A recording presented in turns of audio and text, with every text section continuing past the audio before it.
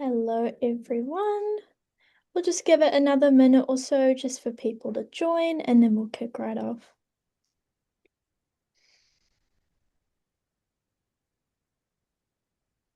Hope everyone is having a great Monday so far.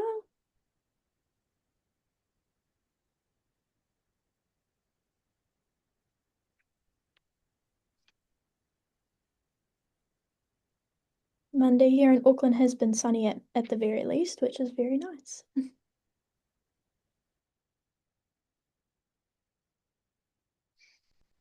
Just another minute or so.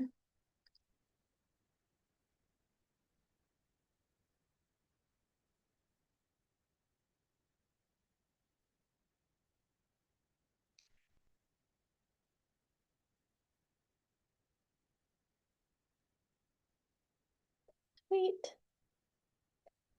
All right. So welcome everyone to our first CyberSmart Kiwis webinar of 2026, which is very exciting. So for anyone who is joining us again after our 2025 series, welcome back. And those who are here for the first time, a warm welcome to you as well.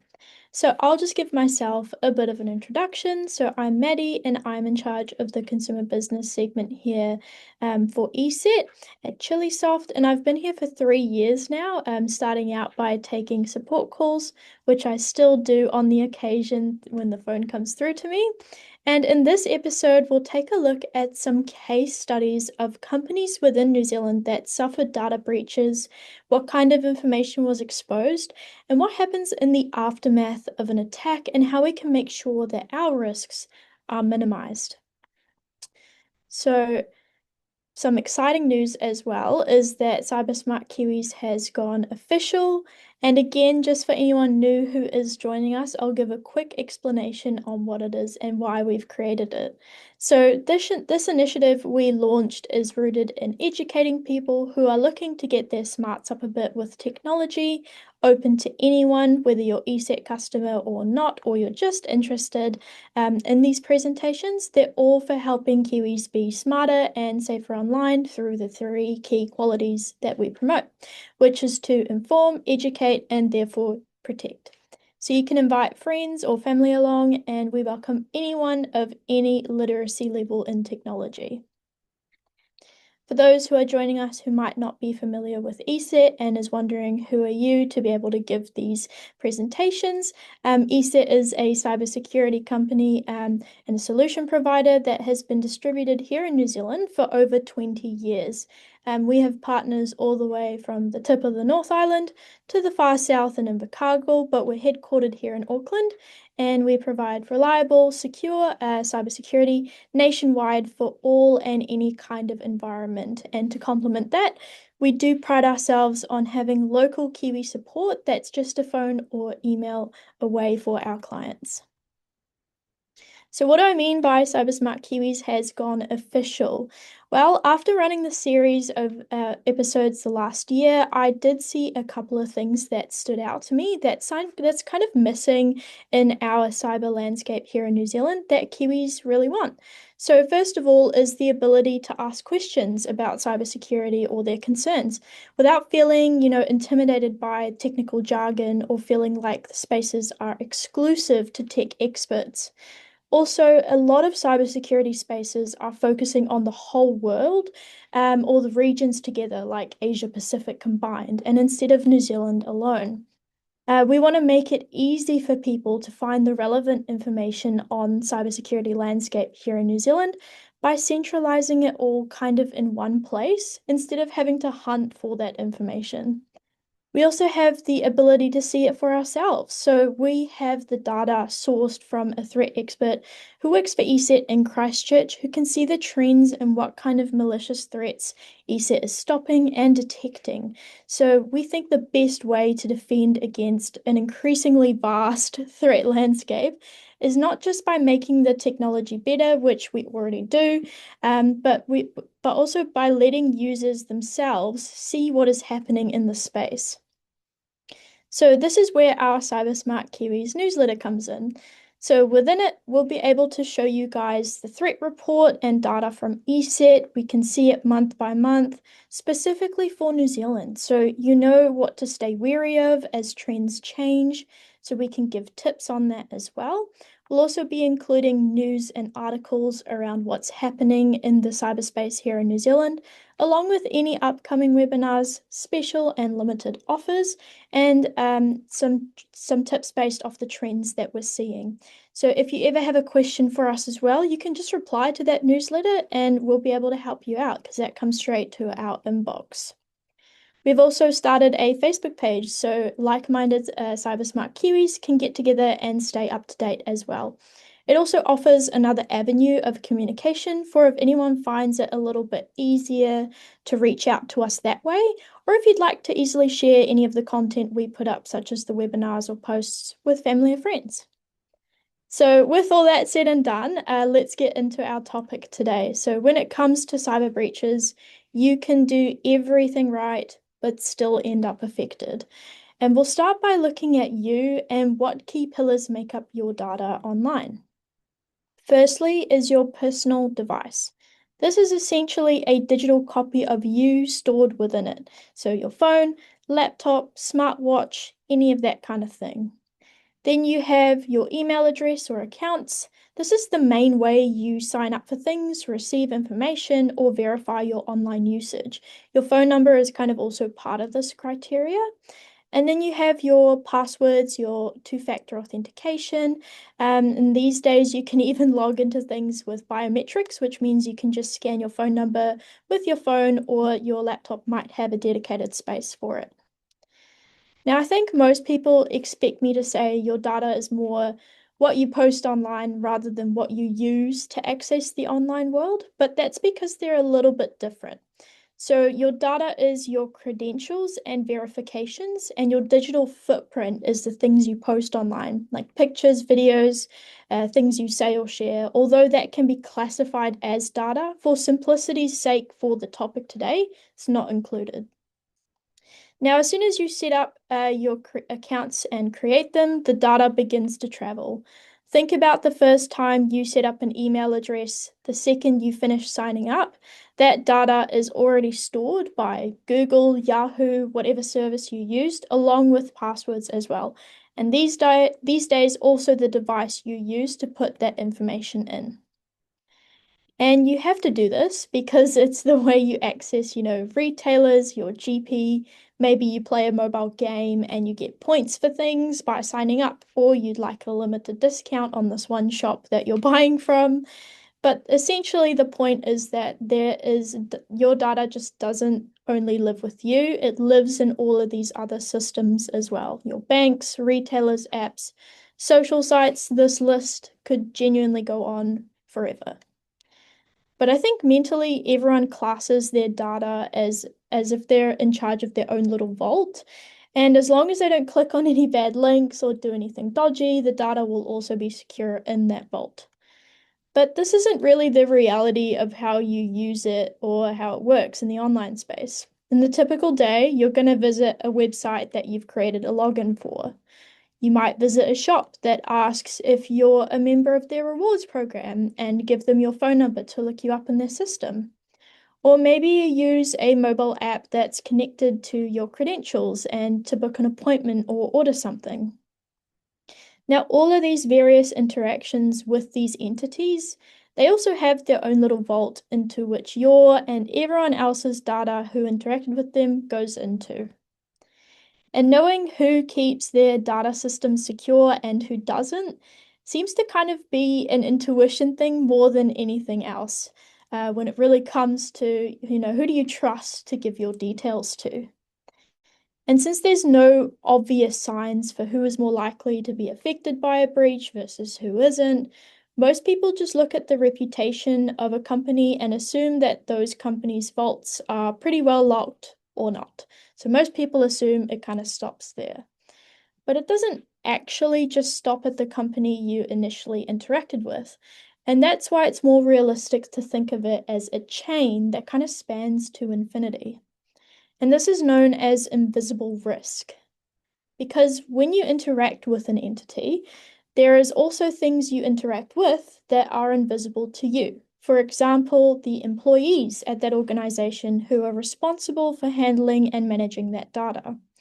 A third-party communications software or system that are designed to organize the data for different purposes, like encrypting it, maybe to make it more secure, maybe it's to remove people who, delete their accounts.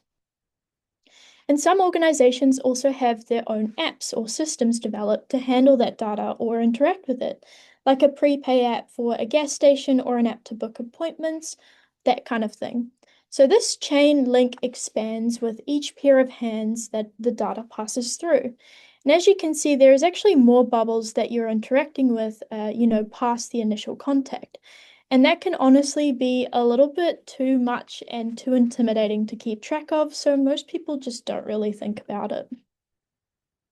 But it doesn't have to be so intimidating, as there is some patterns that arise when we look at data breaches. So today we'll be looking at 4 case studies of data breaches within New Zealand, and you'll start to notice what weak points there are, and realistically how you can do everything right but still be affected. We'll start with a smaller, lesser known one, which is actually Hutt City Council down in Wellington. And the purpose of Hutt City Council is, to provide local services and make decisions about the region, like any other city council entity, really. Some examples of the kind of data that Hutt City Council hold is personal identity information of the people who live there, such as through voting or census. Vehicle licensing information for people who may have had fines, speeding tickets, or registrations. They also hold property and rates, financial information, and identities tied to those properties as well. So how do you think that they were compromised? Was it a third-party software or system? Was it employees at the organization? Did they do something wrong? Or was it a direct app or database itself? Now, I'll give you 1 second to think about it. But if you guessed employee, you were correct. So what actually happened was that there was a single employee, very unfortunately, had been tricked by a phishing email and also responded to it. So when that happened, multiple emails had been sent within Hutt City Council and to and from it externally before their cyber incident response actually kicked in. And as a result of this, over 730 people's information was exposed. So the council also unfortunately had a damaged reputation, and the true extent of this damage is unknown, but the people who were affected by this compromise were, of course, contacted. And keep in mind as we go on with this list of data breaches, the cases will get more severe. So to start with, though, one person replying to a phishing email made over 700 people an unfortunate collateral to that oversight. So what can change in future to prevent, a similar scenario for Hutt City Council? Firstly, employee training and testing, of course. This goes to show that even if you don't really care so much for your data, this kind of like too lax attitude, even at work, can have consequences as well. It also brings into question their cyber incident response. Do they have the proper protections in place? And how did multiple emails get sent before this was even flagged? And for the people who were affected, they did at least respond to them and recognized that and told the people who had their information exposed.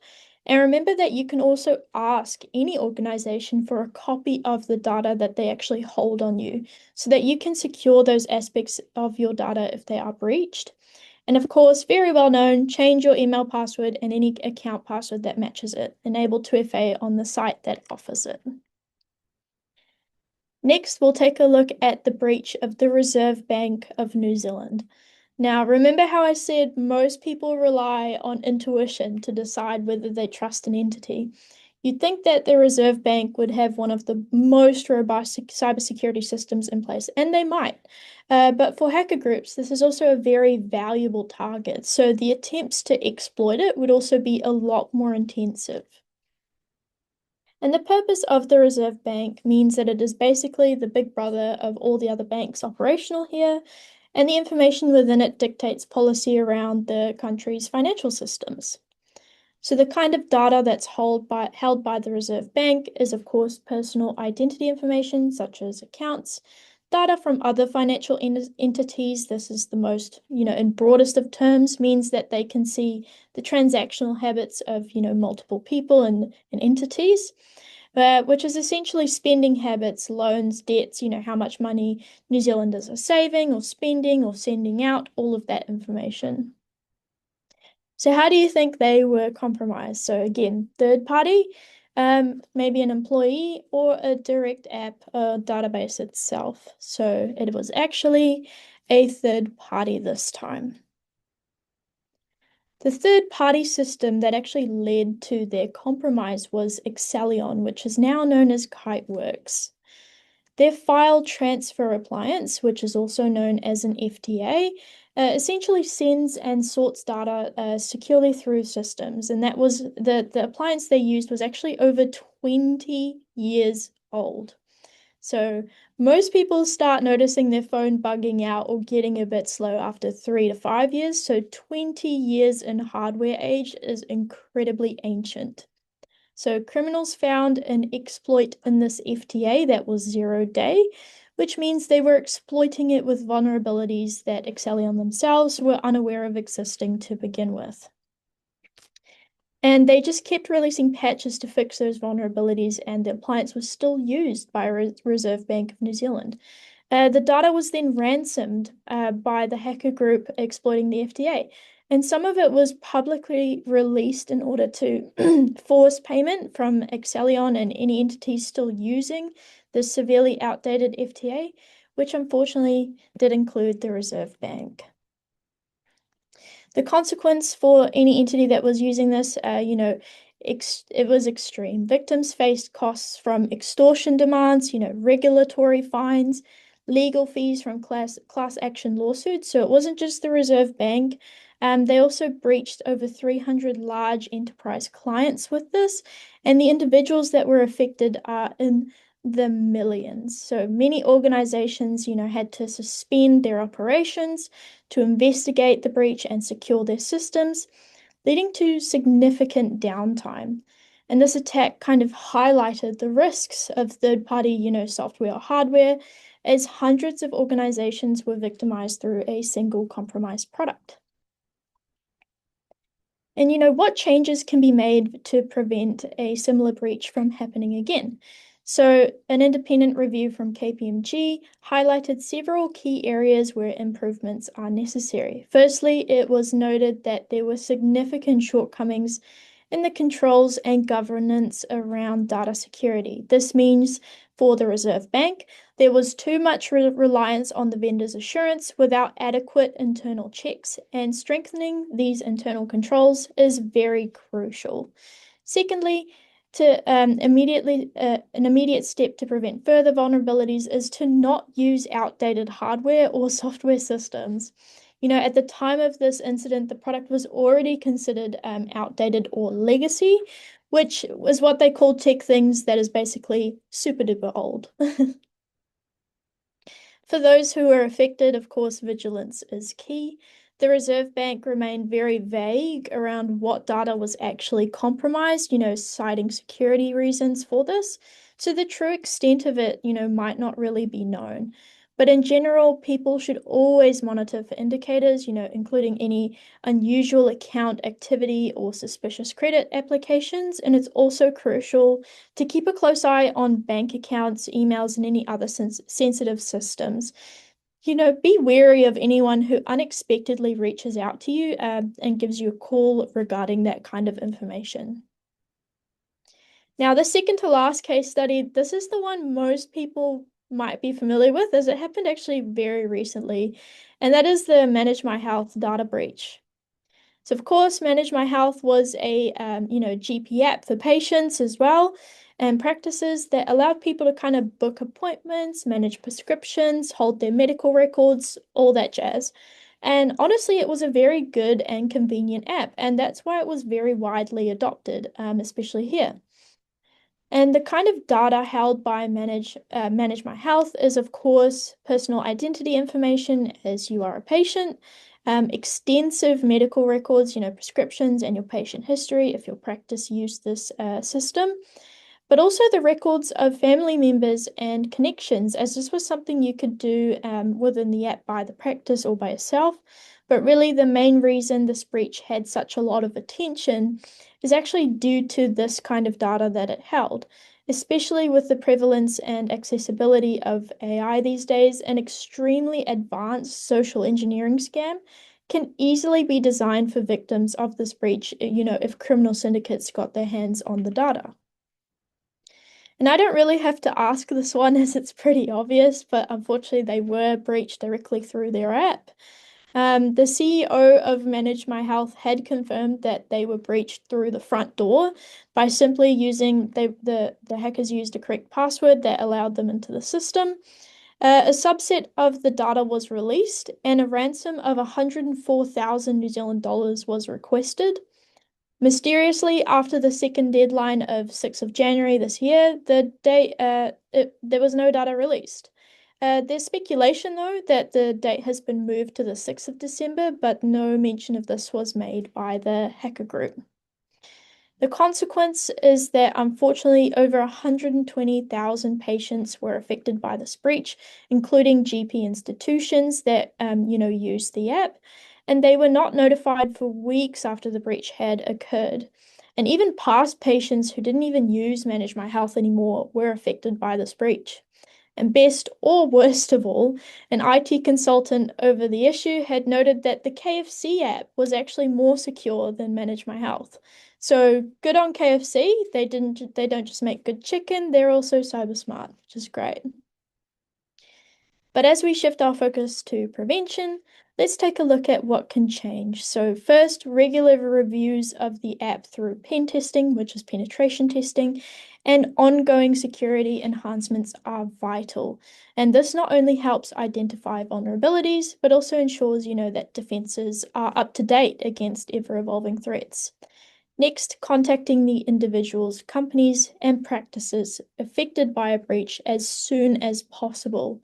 Rapid response allows them, to initiate their own crisis incident plans, and that minimizes the potential damage that can occur if action is delayed. And finally, you can minimize the long-term damage of this by also your storage solution, which is making sure that you don't just keep data for the sake of keeping data, such as not keeping data of patients who are no longer part of the system. The exposure and the sort of scale of the breach can be minimized by implementing this. And for those who were affected, again, the foolproof changing passwords regularly, enable 2FA, can significantly help, especially with sensitive data leaks such as this one. It's also so important to make sure that you are not password sharing across accounts, so using the same password for like 5 different logins. As this is still an ongoing investigation with recovery in the breach, this means you have to stay, very vigilant about any unexpected communication that asks or involves sensitive medical information for yourself or those close to you.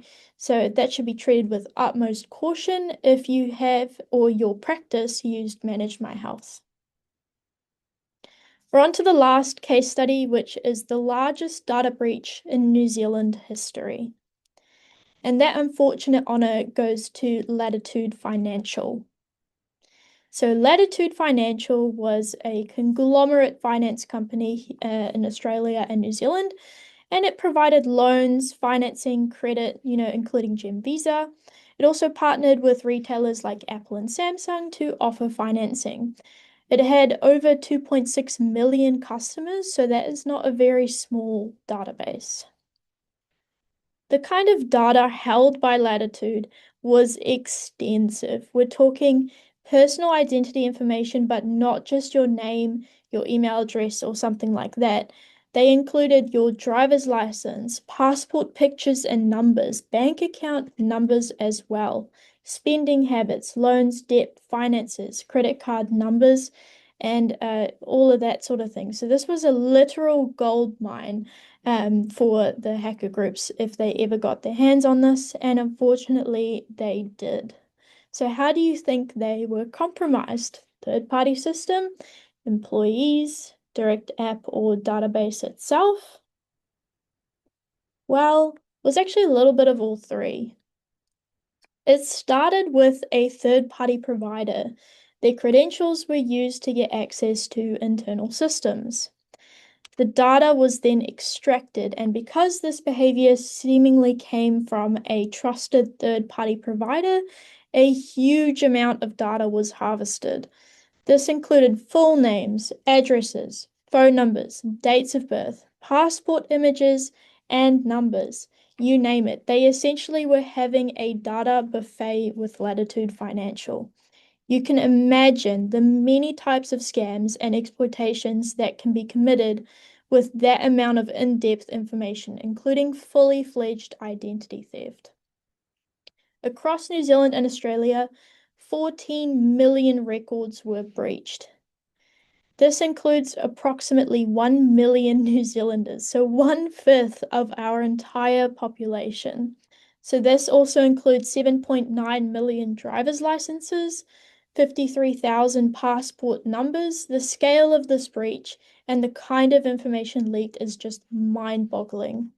Latitude, however, did not pay the ransom, and investigations by both New Zealand and Australia began to determine if they had actually taken the appropriate steps to protect the data to begin with. They were, however, very transparent about what information was breached and how many people were actually affected by it. For most people, the biggest concern, besides the ID numbers and pictures, are the fact that over 143,000 credit cards account numbers were exposed, including the card numbers themselves, except the security code. They did admit that most of them are expired or closed, but when you're looking at a breach of 7.9 million, even the minority of that number is quite large. So let's look at prevention. To start, one of the most critical steps is enforcing strict third-party access management. This means requiring and approving and implementing multi-factor authentication solutions. Requiring approval just means that you don't get access just because you're trusted, but you also need approval and also a purpose for the data that you are collecting. Next, again, the issue of data retention comes up. De-identifying data that is no longer needed, especially data from former customers, minimizes the amount of data held, which can lessen the potential impact of a breach. And finally, improving detection mechanisms is crucial. By investing in behavioral detection systems, you can quickly identify and respond to unusual activities and potentially stopping a breach before it actually unfolds. And Latitude's incident response was actually quite good. However, they contacted the affected customers and also offered, replacements of any IDs that were compromised, as well as the cost to covering the cost to do so. They also offered assistance to anyone who needs it to secure themselves if they were affected by the breach in any capacity, so not just at the severe end of the spectrum. And people affected also again had to change any credentials shared with other accounts and be hyper vigilant about reporting any account encounters with scams based on the information breached and to monitor their information or accounts. Now, when it comes to valuable companies and entities, especially large ones, they are more often targeted by hacker groups. For example, here on the screen is an image of ClopLeak's website, which you're not going to find on Google. This is actually, in the deep dark web. This is the group responsible for the Accellion breach that affected the Reserve Bank of New Zealand.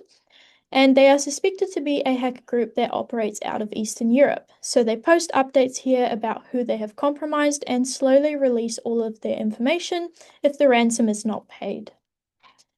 If you are an organization that is targeted by this group, often they send you instructions on what to do to get in contact with them to settle the situation. They are financially motivated, and here you can see an example of the negotiation table that they have developed, where you can chat and talk with one of the members, and tabs that give you instructions on how to buy Bitcoins or crypto coins. And they even have a news section where they proudly display, attacks they claim credit for just to motivate you into payment. So this is mainly for, they breach large, conglomerate organizations. This is the kind of thing that if they were affected by this, this is what they might see.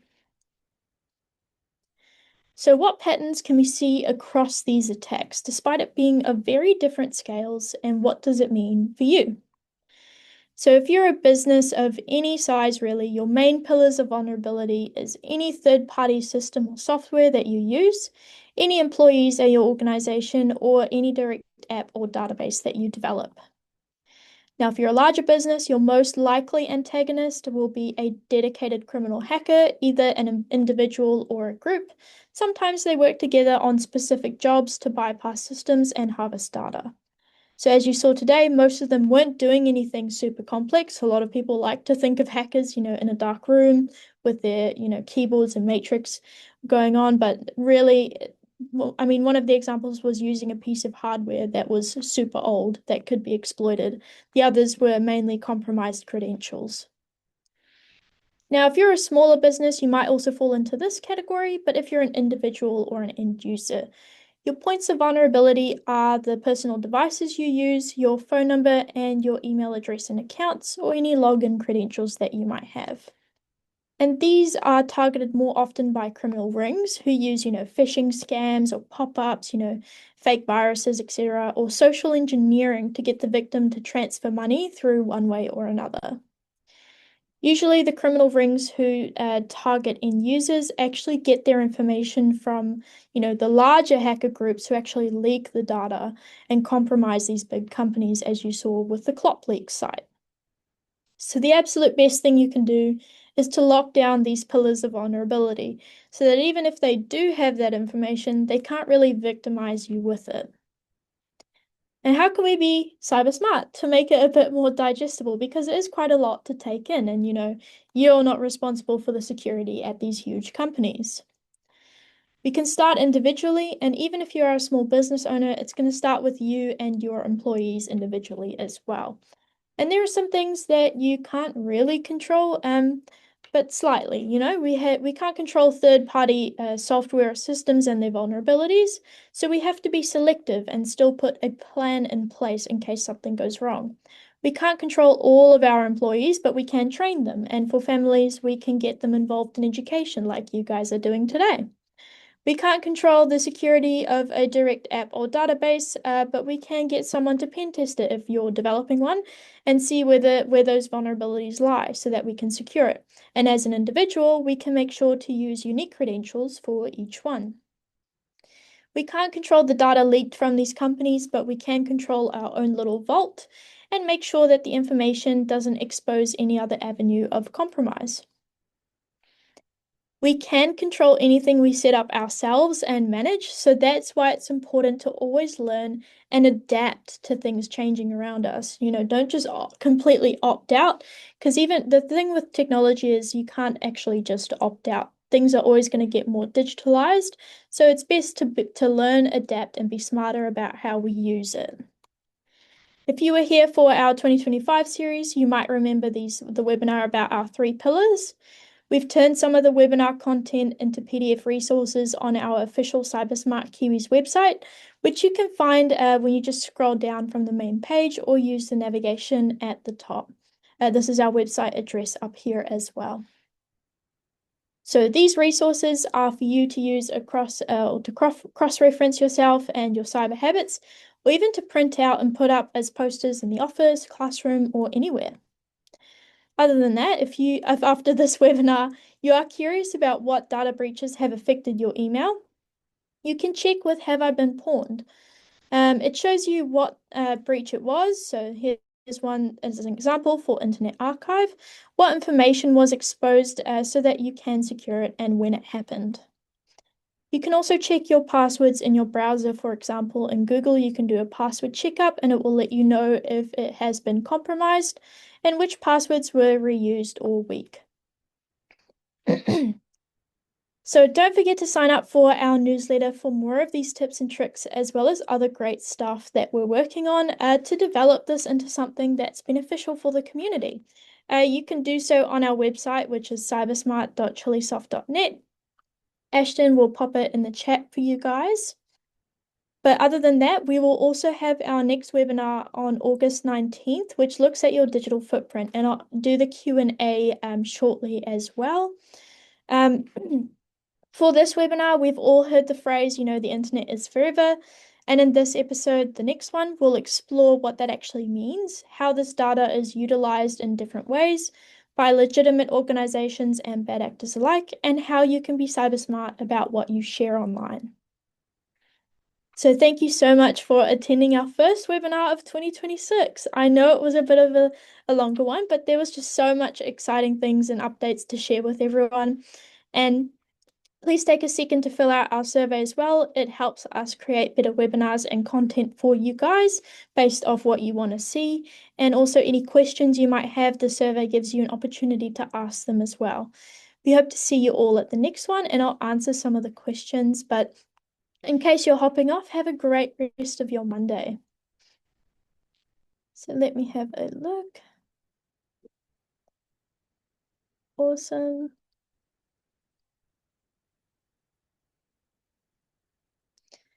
Sweet. So Maggie asked, how do I find out whether my data was involved in the Latitude breach? So one way you can check is obviously by contacting Latitude themselves. They have been very open about the people who have been compromised. They would have been contacted already. So if you weren't contacted, likely you weren't involved in that breach, but you can reach out to them and ask them to check for you. But yeah, as Scott said, you can check on the website as well.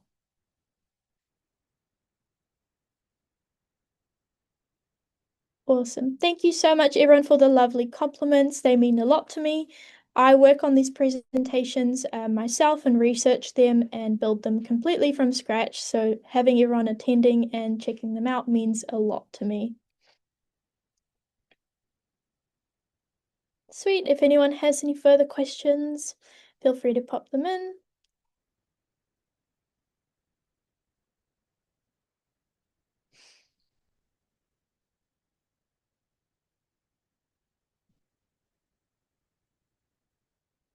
Good to see some familiar names as well. Thank you so much for coming back and joining me. Sweet. And if you think of a question later, don't worry, you can pop it in the survey or you can email cybersmart@chilisoft.net. Thank you so much, everyone. Have a wonderful rest of your Monday, and I hope to see you at the next one.